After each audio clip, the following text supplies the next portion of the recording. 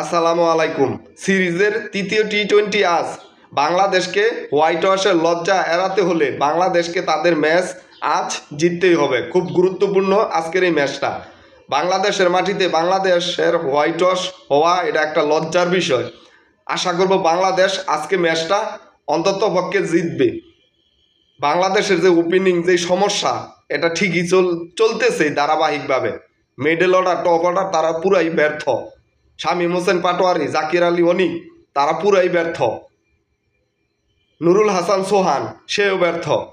এখানে সৌম্য সরকারকে বা সাব্বির রহমানকে দরকার ছিল, যারা বর্তমানে ভালো টপে আছে এবং ভালো একটা শেপের মধ্যে আছে, যাদের বডি ল্যাঙ্গুয়েজ খুব ভালো।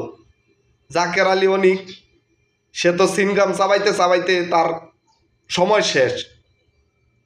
20 বল 22 বল খেললে সে রান লয় 15-16 রান। টি-20-র মধ্যে এই ব্যাটসম্যান এখন আর চলে না। আপনারা সাব্বির রহমানকে বিরান, সৌম্য সরকারকে নিয়ে আসুন, মোসাদ্দেক হোসেন সৈকত আছে তাকে নিয়ে আসুন। বাংলাদেশের এই টি-20 বা এই ওয়ানডে ম্যাচ যদি আপনারা ভালো করতে চান, ভালো কিছু আশা জাগা নিয়েও যদি কিছু করতে চান, তাহলে তাদেরকে ফিরান।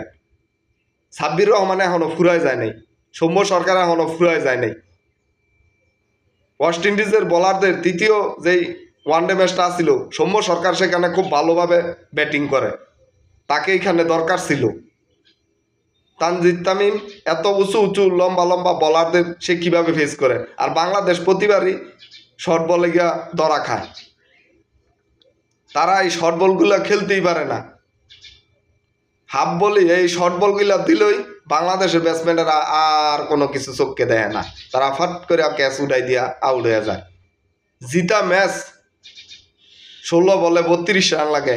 এই খেলা যদি আমরা আইরা যাই টি-20-র মধ্যে, এর চেয়ে লজ্জা আর কিছু হইতে পারে না। যেখানে ব্যাটিংয়ে নামে শামীম হোসেন পাটোয়ারি, জাকির আলী অনিক, সাম্প্রতিক সময়ে তাদের ফর্ম এতটাই বাজে, তারপরও তাদের একের পর এক সুযোগ দেওয়া হচ্ছে। আপনারা সাব্বির রহমানকে নিয়ে আসুন, সৌম্য সরকারকে নিয়ে আসুন, তারা ভালো একটা অবস্থানে আছে। তারা প্রিমিয়ার লিগে খুব ভালো করতেছে, বিপিএলও তারা খুব ভালো খেলছে। তারপরে ইংল্যান্ডের মাইনর লিগ সেখানেও তারা ভালো খেলছে। সাব্বির রহমান তাকে নিয়ে আসুন। আর না হয় বাংলাদেশের এই ক্রিকেটের সিন্ডিকেট এটা কখনোই যাবে না। এই সিন্ডিকেটের কারণে আজকে বাংলাদেশে ক্রিকেট ধ্বংসের দিকে যাচ্ছে। আর টিম সিলেকশনের জন্য আপনারা মাশরাফিকে নিয়ে আসুন, আপনারা মাহমুদুল্লাহকে নিয়ে আসুন, আপনারা আশরাফুলকে নিয়ে আসুন, তাহলে আপনাদের খেলা ভালো হবে, টিম সিলেকশন ভালো হবে। ভালো থাকবেন সবাই।